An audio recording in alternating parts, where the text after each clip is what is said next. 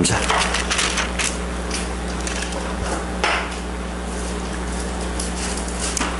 이튿날 예수께서 갈릴리로 나가려 하시다가 빌립을 만나 이르시되 나를 쫓으라 하시니 빌립은 안드레와 베드로와 한 동네 벳세다 사람이라. 빌립이 나다나엘을 찾아 이르되 모세가 율법에 기록하였고 여러 선지자가 기록한 그 일을 우리가 만났으니 요셉의 아들 나사렛 예수니라.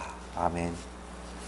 지난 시간 우리는 요한이 예수님을 보고 세상 죄를 지고 가는 하나님의 어린 양이라고 알려주고 죄로부터의 구원을 이루어 주실 자라고 말씀을 해주시는 겁니다. 그러니까 보라 세상 죄를 지고 가는 하나님의 어린 양이로다. 이 말은 이제까지 이스라엘 백성들이 기다리고 있었던 메시아라고 하는 메시아 사상의 그 근저를 흔드는 말씀이죠. 그 이야기는 죄로부터의 구원을 이루어 주실 자라고 하는 의미를 담고 있단 말입니다. 그런데 제자들은 그 요한의 그 가르침대로 예수를 바라보는 것은 아니에요. 그럼 어떻게 바라봐요? 그건 바로 그 따르는 자가 예수를 부르는 내용을 통해서도 우리가 알 수 있는데, 예수를 뭐라고 해요? 선생님이요 하면 그건 랍비라. 랍비는 가르치는 자, 선생이라는 뜻이란 말입니다. 그러면은 그 말을 듣고 요한의 말을 듣고 따랐던 사람들은 예수를 세상 죄로부터 우리를 구원할 자로 보는 것이 아니라 바로 무엇인가 배울 수 있고 학식이 있는 선생으로 본다는 것이죠. 그러니까 당신들의 원스승이었던 요한이 인정하는 자라고 보면 더 많이 배울 것이 있을 것이 아닌 건가? 라고 예수님을 따르게 되어진다는 겁니다. 그때 예수님께서는 와보라 라고 이야기하시죠. 그것은 학식을 얻는 것이 아니라 죄사함을 이루는 메시아를 만나게 될 것이다 라고 하는 의미로 보시면 돼요. 근데 여기에서 이제 우리는 하나 아픈 부분이 없지 않아 있습니다. 일단 앞에서 네 사람의 내용이 나왔잖아요. 첫 번째 누구예요? 요한의 말을 듣고 쫓는 사람 중에 하나는 시몬 베드로의 형제 안드레, 또 하나는 몰라요. 하여튼 요한일 거라고 생각을 하지만 두 명이 있었고, 그가 먼저 자기의 형제 시몬을 찾아 말하되 우리가 메시아를 만났다 하고 데리고 예수께로 오니 예수께서 보시고 가라사대 네가 요한의 아들 시몬이니 장차 개바라 하리라 하시니라. 이렇게 나오잖아요. 그 다음에는 누가 나와요? 빌립과 나다나엘이 나옵니다. 근데 여기에서 한 가지 문제가 앉아요. 굉장히 단순한 문장이에요. 여기서부터 51절까지에 대한 내용은 단순한데 그렇게 또 단순하지만은 않는 부분이 있어요. 첫 번째 무슨 말이냐 하면은 여기 베드로가 나와요. 일단 베드로가 나온단 말입니다. 그럼 베드로는 어떤 존재인 건가 라고 하면 예수님의 제자예요. 수석 제자예요. 그리고 또 사도란 말입니다. 근데 공부를 조금 해보셨다라고 해보셨어요? 안 해보셨어요. 제가 다 말하기도 전에 제가 알아요. 왜 안 해보셨다는 걸 아냐면 베드로를 처음에 부른다라고 할 때 마태복음에서는 어디에서 불렀다라고 나와요? 갈릴리 호수에서 고기 잡는 베드로, 동생 안드레. 그렇죠? 그물을 깁고 있는데 예수님께서 지나가다가 나를 따르라 하지요. 내가 너희를 사람 낚는 어부가 되게 하리라 라고 불러서 갔다고 나온단 말입니다. 그죠? 그런데 여기는 지금 그렇게 말을 아니에요. 달라요. 맞죠? 그래서 공부를 안 했다라고 이야기를 하는 거예요. 누가복음에는요, 마태와 마가는 제가 조금 전에 이야기한 것처럼 내가 너희를 사람 낚는 어부가 되게 하리라 라고 하는 똑같은 사건으로 나오는데, 누가복음에서는 또 예수께서 게네사렛 호수에서 베드로의 배를 타고 말씀을 전하잖아요. 그럴 때에 무엇해요? 고기를 잡는 장면이 나오잖아요. 오른쪽으로 그물을 던져라. 그래서 찢어질 만큼 잡게 되어지는 기적을 통해서 베드로, 안드레, 야고보, 또 요한 등 4명이 한꺼번에 제자가 되었다는 기록이 누가복음 5장에 나오거든요.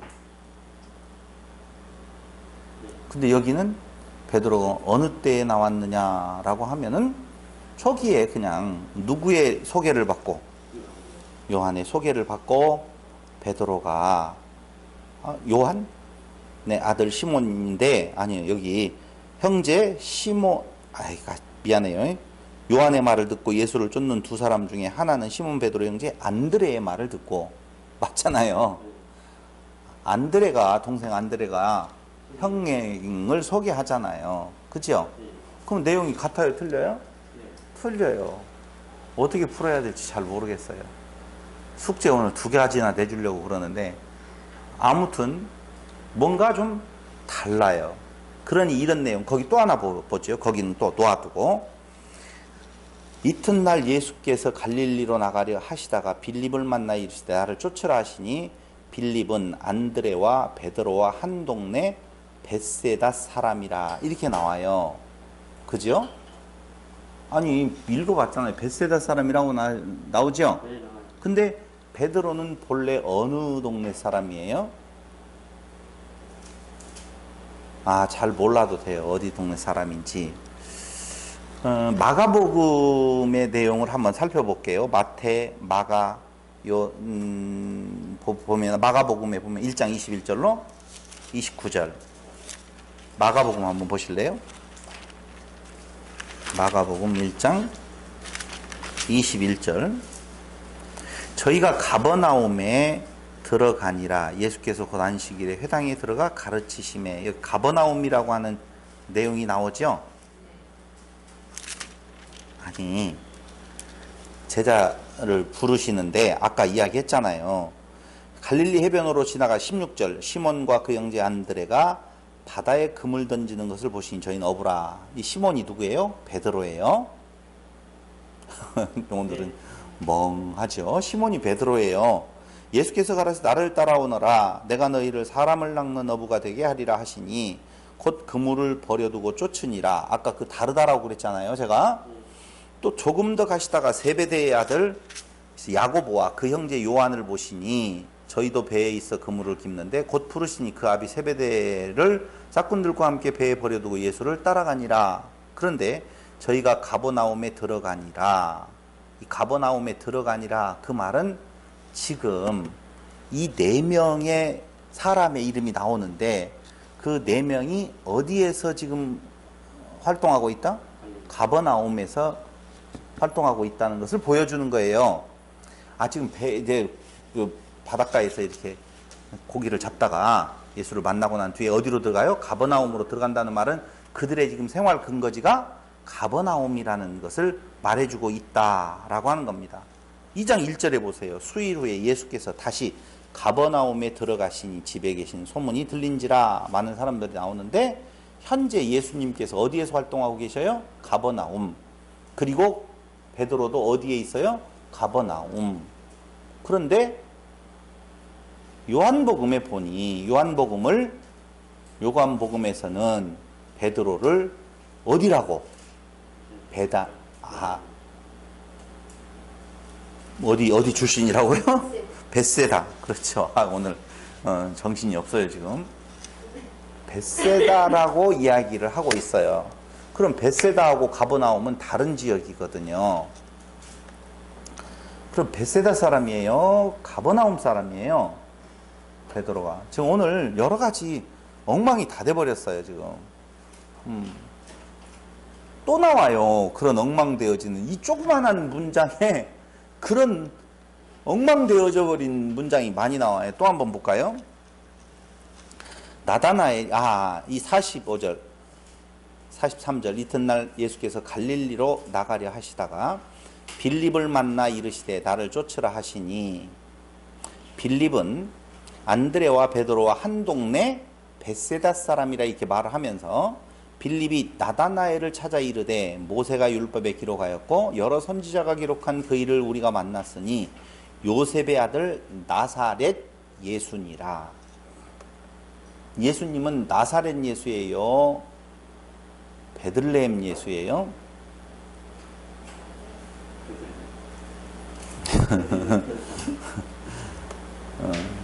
이것도 헷갈리네요. 그러니까 이 말을 듣고 뭐라고 이야기를 하냐면은 나다나엘이 나사렛에서 무슨 선한 것이 날 수 있겠느냐라고 이야기를 한단 말입니다. 그럼 예수는 어느 사람? 나사렛 사람이에요. 그런데 메시아는 나사렛 사람이면 안 돼요. 어느 사람이에요? 베들레헴 사람이어야 되거든요. 그럼 베들레헴 사람이 맞아요? 나사렛 사람이 맞아요? 벳세다 사람이 맞아요? 가버나움 사람이 맞아요? 출생지와 활동한 네. 좋았어요. 아주. 그런데 왜 여기에서 굳이 좋았다고 그랬어요? 제가 좋았다고? 좋았어요. 왜 여기에서 굳이 이렇게 어렵고 헷갈리는 부분들이 나왔냐? 지난 시간에도 어렵고 헷갈리는 부분이 하나 있었어요? 없었어요? 있었어요. 그게 뭐죠? 베다니라고 하는 지명도 그랬어요. 그러니까 요한복음에서 보면 그냥 다른 공관복음에서 나오는 것처럼 편하게 좀 나왔으면 좋을 텐데 이렇게 어렵게 지금 이야기를 하고 있단 말입니다. 이런 것들을 가지고 밖에 있는 존재들, 예수를 믿지 않으면 성경을 연구하는 자들이 오히려 요한복음이 훨씬 더 인간적이다. 뻥을 안 쳤다.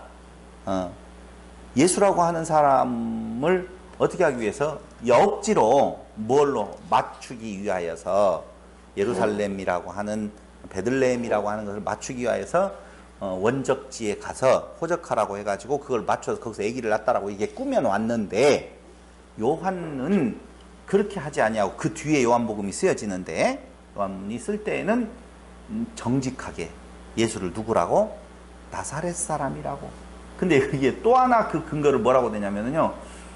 나다나엘이 나사렛에서 무슨 선한 것이 날 수 있겠느냐 한 뒤에 예수가 나다나엘을 만나잖아요. 그런데 예수님께서 그에게 그렇게 싸가지 없게 말하는 나다나엘에게 저 사람은 간사함이 없는 참 이스라엘 사람이라고 칭찬하잖아요. 그러니까 이걸 김용욱 고을 김용욱이죠. 그 사람은 뭐라고 이야기를 하느냐라고 보면 봐라. 근데 이것도 말도 맞지도 않아요. 왜냐하면 다른 사람들이 마테마가 누가를 기록할 때에는 예수님 돌아가시고 승천하신 부활하시고 승천하신 뒤에 쓴 거거든요. 이해되죠? 뒤에 쓴 건데 그 김용욱 교수는 뭐라고 이야기를 하냐면 다른 삼복음, 공관복음은 예수에 대해서 그럴듯하게 꾸며놓은 이야기를 하는데 지금 나다나엘은 뭐라고 말했어요? 나사렛에서 무슨 선한 것이 나겠느냐 라고 직설적으로 말을 하고 그것을 직설적으로 솔직하게 진짜 나사렛 사람 무슨 베들레헴은 무슨 베들레헴 먼 호적은 무슨 호적 그렇게 꾸며놓으면 된다 안 된다? 안 된다. 그렇게 솔직하게 말한 걸 보고 무엇이 없는 사람? 간사함이 없고 선한 사람이다 라고 이야기를 한 것이다. 그러므로 그걸 그대로 갖다 쓴 누구? 요한이 멋있는 사람이라 이거죠. 멋있는 사람이다. 이런 것에 참 걸려요. 근데 여기 보시면 진짜 그런 부분들이 제법 나와요. 또 한번 볼까요? 나다나엘이 가로되 어떻게 나를 아시나이까? 라고 하잖아요. 예수께서 대답하여 가라사대 빌립이 너를 부르기 전에 네가 무화과 나무 아래 있을 때에 보았노라. 그 말이죠. 그러니까 이것도 뭐라고 말하냐면요. 봐봐요. 나다나엘이 지금 예수하고 대면을 했어요. 근데 처음 대면하기 전에 나사렛에서 무슨 선한 것이 나겠느냐라고 하고 무시를 해버렸어요. 그런데 예수는 그를 보고 뭐라고 여기 이야기를 했느냐? 라고 보면은 자기에 오는 것을 이는 참 이스라엘 사람이라 그 속에 간사한 것이 없도다. 그러니까 나다나엘이 가로되 어떻게 나를 아시나이까? 자, 여기에서 어떻게 나를 아시나이까? 이 말은 무엇을 알았다는 거예요? 내가 선한 존재인지를 어떻게 알았어요? 이런 말도 되고 나의 존재를 어떻게 알았어요? 이런 말도 되고 여러 가지가 되겠죠. 근데 그걸 가지고 모 교회, 제법 큰 교회 목사님은 어떻게 설교를 하는 건가? 말이 안 되잖아요. 네가 무화과나무 아래에 있었을 때 내가 너를 보았노라. 근데 보았으니까 참 선한 사람이다? 말이 돼야 안 돼요? 안 되잖아요. 그러니까 어떤 큰 교회 목사님 뭐라고 이야기하냐면 그걸 무화과나무 아래서 무엇하고 있었겠느냐. 그 뜨거운 날 사막 햇볕이 내리쬐고 있는 그때에 그 나다나엘은 그 무화과나무 아래서 무엇을 하고 있었다? 기도하고 있었다. 중요한. 이게 다 만드는 거예요. 만들면 만드는 대로 다 만들어지는 거예요. 무엇하고 있었을까요? 거기, 예? 더워서 피해 있었어요. 예.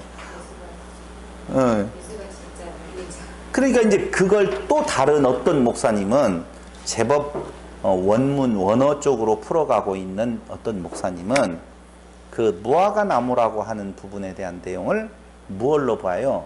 이스라엘이라고 하는 것으로 보거든요. 지난번에 박도영 목사님 나한테 뭐라고 하냐면 목사님 그런 내용을 어느 책에서 봐요? 이렇게 물어보더라고. 그렇게 지금 해석하는 내용들을 어디서 보냐고 책에서 봐요. 기도했더니 계시가 오는 것이 아니라 책에서 봐요. 그럼 지금 제가 어떤 목사님 오늘 그 이야기를 많이 하잖아요. 누구는 이렇게 누구는 이렇게. 그런데 어떤 목사님께서 요한복음을 보는 데 있어서 그 한 구절 한 구절을 넘어가면서도 그렇게 보면 안 되는 부분, 그렇게 봐야 되는 부분들이 섞어져 있어요. 또 그 목사님 요한계시록을 볼 때는 제가 생각할 때 잘 본 것 같아요. 근데 또 그분이 창세기를 말할 때는 또 엉뚱한 쪽으로 가는 부분을 봐요. 그러니 어떤 한 목사님에 대한 내용을 이 목사님이 이렇다라고 말할 수가 있더라 없더라? 없다는 거예요. 그럼 책을 왜 보라고, 연구를 왜 하라고, 공부를 왜 하라고 하느냐면요, 공부를 쭉 하고 쭉 하다 보면 아하 맞아, 우리가 가지고 있었던 기본적인 어떤 틀 속에서 해석되어질 수 있는 부분이 있다는 거예요. 그래서 그 사람의 의견을 취사 선택하는 것이 아니라 그 사람의 의견을 뭘로 보는 거예요? 아, 성경을 해석하는 데 있어서 참고적으로 보는 거죠. 참고적으로. 조금 다른 이야기로 넘어간다면요, 요한계시록을 우리가 공부한다고 그러잖아요. 이제 8월 달에 공부를 하게 되었을 때에 기록 연대에 대한 내용은 세 가지의 의견이 있어요. 세 가지 의견이. 첫째는 주후 약 30년경. 두 번째 의견은 네로 황제의 박해가 있기 전 60년대. 세 번째 의견은 우리가 현대 교회가 제일 많이 선택하고 있는 90년대. 이쪽으로 보거든요. 그럼 저는 어떤 연대를 선택해서 볼 것 같아요? 60년대로 선택해서 봐요. 60년대로. 그런데 그 60년대로 보는 목사님이 참 찾기가 어려웠어요. 그 찾기가. 근데 19세기까지는 거의 많은 성경학자들이나 많은 사람들이 60년대로 많이 봐요. 근데 19세기 넘어서서 20세기로 들어오면서 신학적인 사조가 거의 대부분이 90년대로, 80년대 후반 90년대로 보는 사조가 한국 교회뿐만 아니라 전 세계적으로 딱 들어차버리거든요. 그래서 60년대로 보는 부분들에 대한 내용들이 책을 찾아보기가 굉장히 어렵다니까요. 근데 그 90년대로 본 여러분들이 시중에 가서 요한계시록 책을 이 사람 저 사람 것을 다 보고 저하고 이야기를 하면 부대침이 있겠어요? 없겠어요? 있어요. 그럼 90년대로 보는 사람은 다 잘못됐느냐? 그런 거 아니에요. 보면 맞는 부분들에 대한 내용들이 있어요. 근데 그 60년대로 보는 것이 가장 합리적이다라고 하는, 90년대로 봐야만이 된다라고 하는 이론들이 또 있거든요. 그때에는 그 교회에 대한 평가를 내리는 7교회 평가에 대한 내용 중에서 그렇게 부요한 교회라고 평가를 내린 때에 이미 60년대에 피폐되어져 버린 그때에 그 부요하다라고 하는 말이 안 맞다, 뭐 이렇게 이야기도 하면서 90년대로 이렇게 보거든요. 원래 소유자가 해석에 굉장히 큰 갈림길이 되지요. 많이 되죠. 많이. 한번 귀향이 여기까지 나왔으니까 오늘 요한복음 가기 전에 조금만 더 이야기를 한다라고 보면, 대적자라고 하는 사단의 세력, 교회를 해하고자 하는 세력의 제일 큰 세력은 누구예요? 적그리스도, 용, 뱀, 누구를 말하는 것 같아요?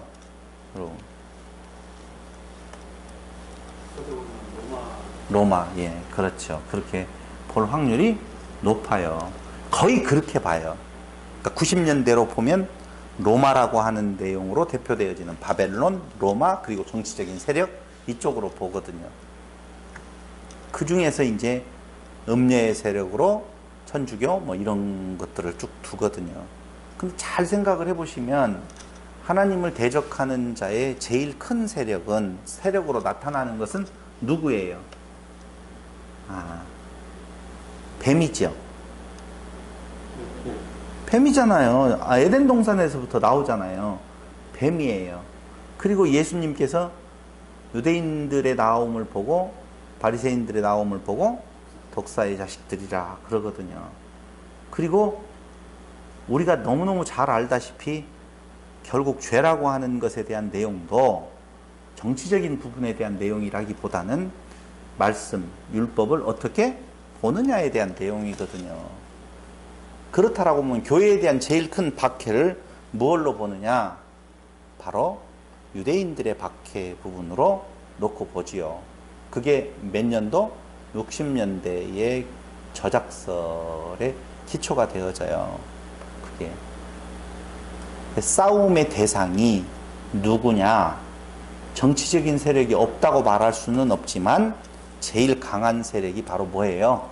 말씀 안에서 들어오는 세력이거든요. 유대인들의 세력. 우리 안에서도 지금 정치적인 싸움이 커요? 말씀의 싸움이 커요? 말씀에 대한 싸움이 크거든요. 그러고 보면 예수님이 로마하고 막 이렇게 대적해서 하는 그런 게 별로 없어요. 예수님을 죽인 자도 누구고, 로마의 손을 빌은 유대인들이 죽인 거거든요. 그러니까 이제 조금 뭐가 오는 부분이 있죠. 그래서 60년대의 저작설로 가는 것이, 주 70년에 예루살렘 성전이 무너지는 것은 로마 때문에 그래요? 유대인들 때문에 그래요? 이미 로마라고 하는 부분에 대한 내용하고 상관없이 그 예루살렘 성전이 무너질 거에 대한 내용을 이야기를 해요. 누구를 대상으로? 유대인들을 대상으로 했었던 예언이거든요. 조금 공부할 수 있는 맛이 좀 생겼을 거예요. 요한계시록. 제 이야기는 무슨 말이냐면은 이연령 비연령일 수 있다니까요. 김용옥 교수가 이야기했던 내용도 그럴듯해요. 또 무화과나무 아래서 무엇하고 있었다? 기도하고 있었다라는 말도 그럴듯해요. 사람으로서의 취할 수 있는 이론이 되어질 수 있다는 것이죠. 근데 엄청나게 간단한 이야기를 하고 있어요. 그런 내용들이 무엇을 하고 있었다라고 하는 내용이 필요했으면 그 내용을 거기에다 기록을 해 놓았을 거예요. 근데 여기에서 지금 말하고 있는 내용을 단순화, 복잡하다 그러면 딱 단순화 시켜요. 무엇으로 증거된 그리스도? 구두로 증거된. 요한의 구두, 말, 그리고 빌립, 나다나엘, 이들이 다 뭐라고 했다? 예수는 누구다? 그리스도요, 하나님의 아들이라고. 그 마지막 나다나엘의 고백을 한번 보실래요? 그렇게 무슨 선한 것이 날 수 있겠느냐라고 이야기하는 나다나엘이 결국 뭐라고 이야기를 하느냐? 48절, 49절 시작. 나다나엘이 대답하되 랍비여 당신은 하나님의 아들이시요 당신은 이스라엘의 임금이로 소이다 라고 하는 거예요. 그렇게 바뀌었다는 거죠. 그렇게 어떤 사람이, 부정적인 사람이 이렇게 바뀌었어요. 그 안에 어떤 일이 있었던 것은 잘 몰라요. 알 필요도 없어요 라고 하는 내용, 알 필요도 없다니까요. 그걸 증거하고 있는 거예요. 요한복음이라고 하는 것을 통하여서 이미 그 전의 사건들은 지금 이 책을 요한복음이라고 하는 서신을 받아본 자들은 알고 있다는 거예요. 그래서 이렇게 간단하게 써도 그들이 지금 요한이 무슨 말을 하려고 하는지를 잘 알고 있다는 것이죠. 근데 왜 오늘 나다나엘은 예수님을 향하여서 무슨 나사렛에서 선한 것이 날 수 있겠느냐라고 말을 하느냐면요, 이스라엘의 그래도 신실한 자들이라고 보면, 율법을 지키면서 정말 하루하루를 살아가는 존재들이라고 보면 그들이 기대하고 있는 것은 메시아예요. 메시아라니까요. 근데 그 메시아라고 하는 의미, 그들이 가지고 있는 메시아 사상은 누구를 먼저 떠올리느냐 하면은 다윗을 떠올리거든요.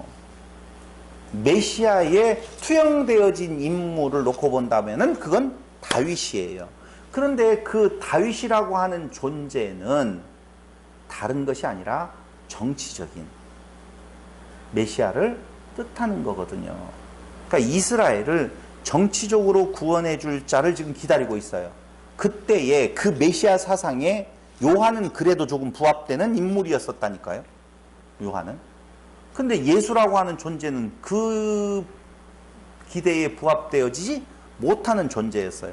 그런데 그 요한이 예수를 증거했다는 말이에요. 요한이 그 예수를 증거했어요.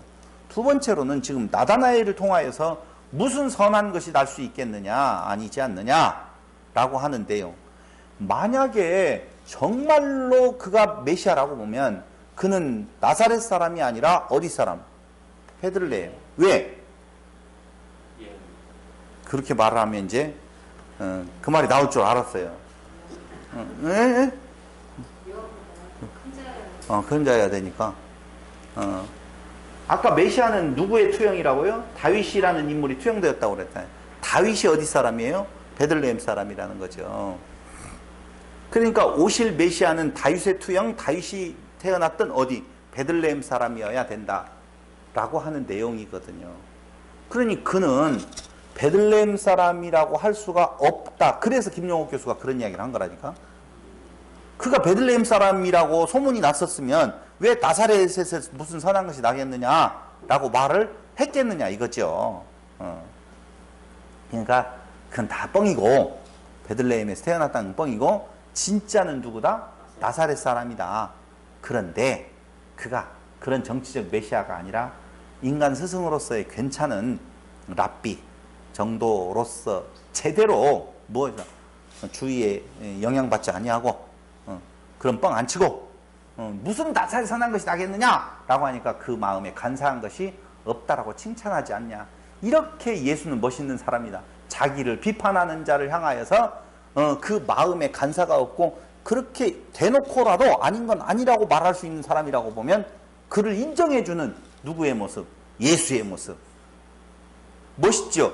이게 종교적인 개념이 아닌 철학적인 강의에서는 제대로 먹힐 수밖에 없다라고 하는 것이죠. 우리도 이제 글로 빠져들어갈지 모르겠네. 걱정 많이 되네. 한마디로 말하면 그때 유명했던 사람들을 뭘 통하여서, 입을 통하여서 예수는 누구라고? 하나님의 아들이시요 메시아라고 증거되어졌다. 근데 그게 사실이냐? 그래, 사실이다. 2장부터 뭐가 나오는 거예요? 8가지의 표적이 계속 이어져서 나오는 거라, 그 말입니다. 이제 조금 전체적으로는 파악이 됐죠? 그래서 어려워요. 제가 지금 숙제를 냈잖아요. 베드로를 제자로 부르시는 부분에 대한 내용에 있어서 그 위치, 장소, 이게 달리 나오는 부분에 대한 내용은 어떻게 해결할 것인 건가? 지금 갈릴리에서, 바닷가에서 예수님께서 베드로나 제자들을 부르시는 것은 언제 일이에요? 예수님의 사역의 중간기 정도 되거든요. 한 1년 6개월 정도 지난 때란 말입니다. 그런데 여기에서 지금 나오는 것은 언제예요? 초창기예요. 알고 있어요. 네? 알고 있어요. 무엇을 알고 있었어요? 중반기 때. 중반기 때 그럴 줄은 미리 알고. 그 내용은 마테마가 누가 요한에서 다른 부분은 힌트는 하나 드릴게요. 사람을 낚는 어부가 된다든가, 이때에 부르시는 내용은 예수님의 제자가 몇 명이었죠?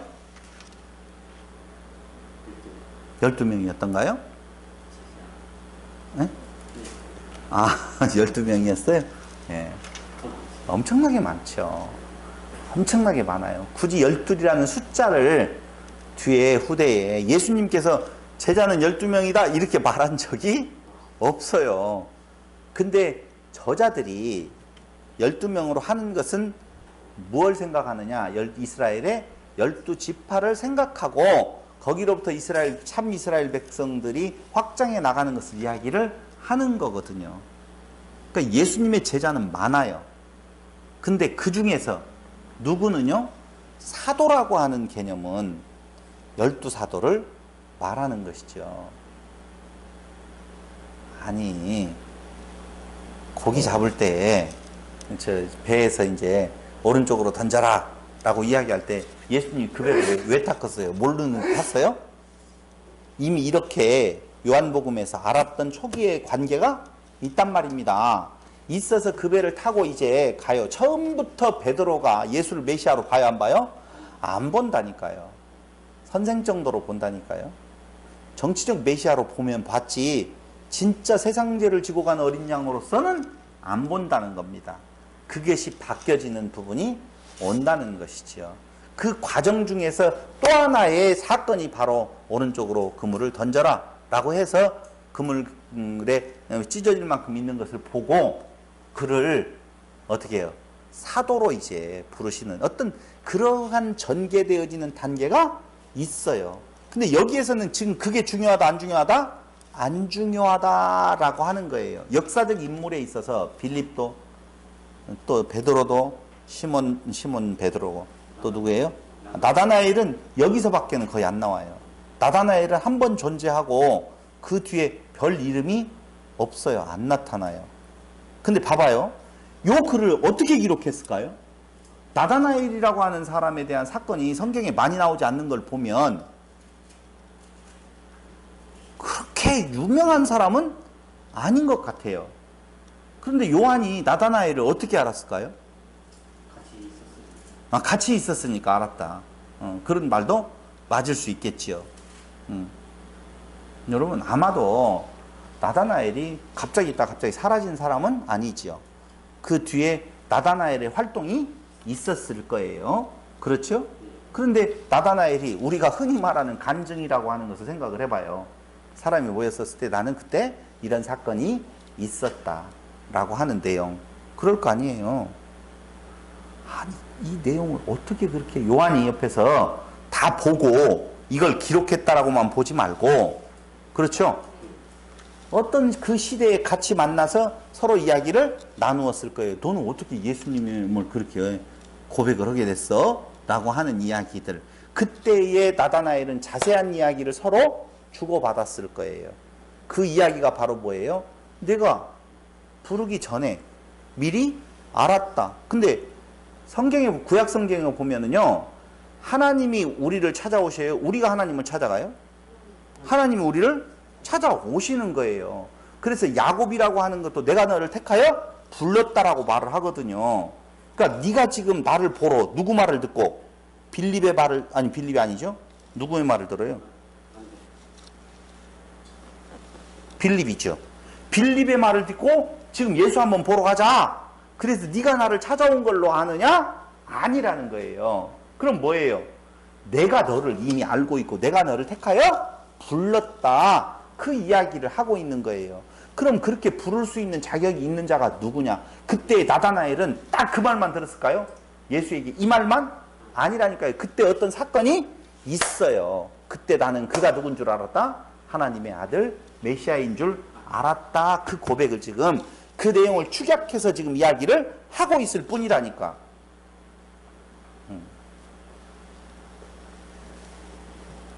그리고 아까 벳세다와 가버나움이라고 하는 의미는 이야기한 것처럼 참 재미난 구성을 해놨어요. 요한이.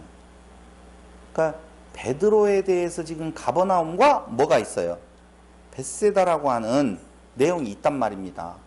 그럼 활동지는 어디고? 가버나움이고 출생지는 벳세다. 아들 이름이 뭐죠? 제아. 제아는 어느 출신이에요? 대전 출신, 대전에서 났어요? 대전이 본적이에요? 있어서 났고요. 네. 그래서 대전이 본적이에요? 원래 대전이에요? 네. 본장은 경기 우산. 오산이요? 그럼 집사님 이야기할 때는 어디 출신이요? 그러면은 뭐라고 그래요? 오산이 본적이라고 그래요? 경기도 출신이라고 그래요? 아마 제가 제일 정확할 것 같고요. 아, 이쪽이 더 정확하겠나요? 뭔 말인지 지금 알아듣죠? 제가 어디에서 났어요? 정읍인데 정읍인데. 실제 활동한 곳은 전주요?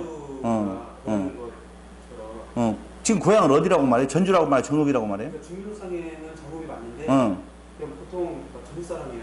응. 이런 경우가 많죠. 이게 이제 이 상범과 양반의 구분이 어디에서 나오냐면은 본적이라는 것이 있어요. 전 전준이시예요. 전준이시예요. 만약에 정원이가 저쪽 분당에서 태어났다고 하더라도 걔는 분당 사람이 본적이 아니에요. 어디 사람이에요? 임실. 예, 전북 출신이라고 하잖아요. 정원이는 예를 들어서 분당에서 안 났지만 분당에서 났어도 걔는 야구장에 가서 응원을 할 때 어디 응원을 해야 돼요? 전북 팀을 응원을 해야 되거든요. 이게 이해가 잘 안 되는가 봐. 본적지하고 태어나서 활동한 부분하고는 차이가 있다 그 말이에요. 제 이야기는. 아 참나. 봐봐요. 바울은 어디 사람이라고 말해요? 다소 사람이라고 말을 하거든요. 다소가 그가 태어났던 그의 본적지란 말입니다. 근데 그를 다소에서 활동한 사람은 아니지요. 우리는 바울 이야기 때 다소가 생각이 잘 안 나죠. 여러 번 잊어먹는단 말입니다. 맞아요. 근데 원래 본적지는 아마 어디 사람이에요? 벳세다. 근데 활동은 어디에서 했어요? 가버나움에서 활동을 했을 거라 그 말이죠. 근데 이게 왜 중요하냐면은요. 거기 굳이 벨립은 안드레와 베드로와 한 동네 벳세다 사람이라 이게 왜 중요하기 때문에 여기다가 이렇게 넣어놨을까라고 하는 거예요. 그리고 이어지는 말씀이 뭐예요? 요셉의 아들 나사렛 예수니라. 자 보세요. 이제 이해가 좀 되죠? 앞에 베드로에 대해서 이야기를 했어요. 본적지하고 뭐하고 활동한 거하고. 그죠? 예수가 바로 뒤에 나오면서 나사렛 예수라고 이야기를 해요. 그렇죠? 그런데 그의 본적은 어디예요? 베들레헴이란 말입니다. 본적은. 그러니까 약간의 지금 차이가 있기는 있지만 베드로하고 누구를 요한이라고 하는 베드로하고 예수님을 비교를 하면서 요한은 무슨 이야기를 지금 앞에도 지금 그렇게 이야기를 했단 말입니다. 쓸데없는 것 같은데 혼돈을 일으킬 수 있는 내용들을 두는 것은 정확한 정보를 주고 있는 거예요. 오히려 요한은 나사렛 사람이요. 그런데 그가 뭐예요? 메시아야. 왜? 다른 복음서에서는 어떻게 말을 했느냐? 그가 호적하러 베들레헴이라는 곳에 가서 났다 라고 하는 이야기, 그가 분명히 그 출신이다. 거기 그 혈통적으로 보았었을 때에, 족보로 보았었을 때에 베들레헴 사람이라는 것을 강조했어요. 근데 요한복음은 그런 강조가 있어요, 없어요? 없단 말입니다. 달라요, 구성 요소가.